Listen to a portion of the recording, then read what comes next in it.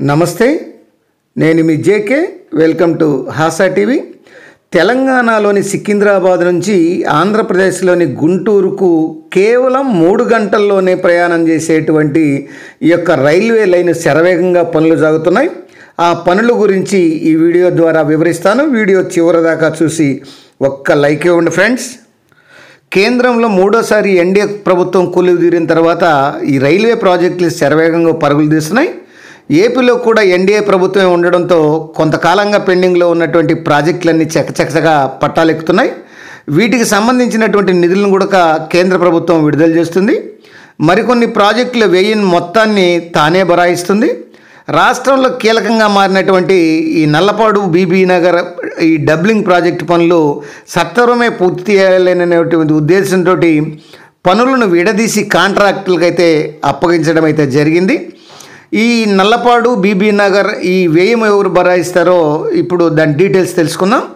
ఈ నల్లపాడు బీబీ నగర్ మధ్య డబ్లింగ్ పనులతో పాటు విద్యుదీకరణకు మొత్తం 2,853 కోట్ల రూపాయలు ఖర్చు అవుతున్నాయి అంచనా వేశారు.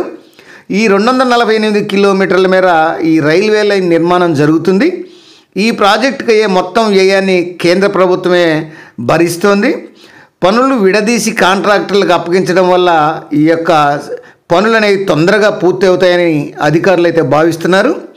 తొలి దశలో నడికుడి కుక్కడం మధ్య 47 కిలోమీటర్లకు 571 కోట్ల వ్యయంతో పనులు జరుగుతున్నాయి.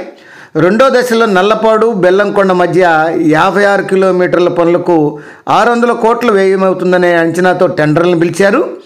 వీటి తర్వాత కుక్కడం వెలుగొండ మధ్య 75 కిలోమీటర్ల పనులకు 700 కోట్ల వ్యయంతో చేపట్టనున్నారు.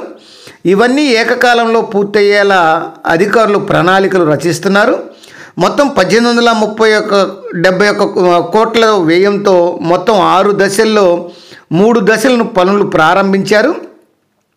ఇక ఈ భూసేకరణ విషయం చూస్తే కొన్ని ప్రాంతాల్లో భూములు అవసరం కాగా వాటి సేకరణకు నోటిఫికేషన్లు విడుదల చేశారు. ఆంధ్రప్రదేశ్ పరిధిలో ఉన్నటువంటి భూముల కోసం సేకరణ ప్రక్రియ నడుస్తుండగా తెలంగాణ పరిధిలో మాత్రం ఉన్నటువంటి భూముల కోసం సేకరణ నోటిఫికేషన్ ఇంకా విడుదల చేయాల్సి ఉంది. ఈ డబుల్ లైన్ అందుబాటులోకి వస్తే గుంటూరు నుంచి సికింద్రాబాద్కు కేవలం 3 గంటల్లో చేరుకోవచ్చు. విజయవాడ నుంచి ఇదే మార్గంలో వస్తే 3 గంటల 40 నిమిషాలకైతే చేరుకోవచ్చు. ఇక సికింద్రాబాద్ నుంచి చెన్నై, తిరుపతికి కూడా ఇది ప్రత్యామ్నాయ మార్గంగా ఉపయోగపడుతుంది. గుంటూరు నుంచి తెనాలి మీదుగా చెన్నై మార్గంలో ఇది కలుస్తుంది.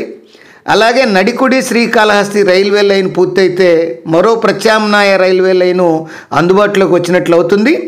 2 సంవత్సరాల్లో మొత్తం పనులు పూర్తి అవుతాయని ఈ అధికారులు అయితే భావిస్తున్నారు.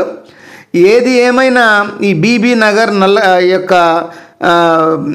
ఈ నల్లపాడు మధ్య ఈ యొక్క డబ్లింగ్ పనులు పూర్తి చేసేందుకు అధికారులు కసరత్తు ముమ్మరం చేశారని చెప్పొచ్చు.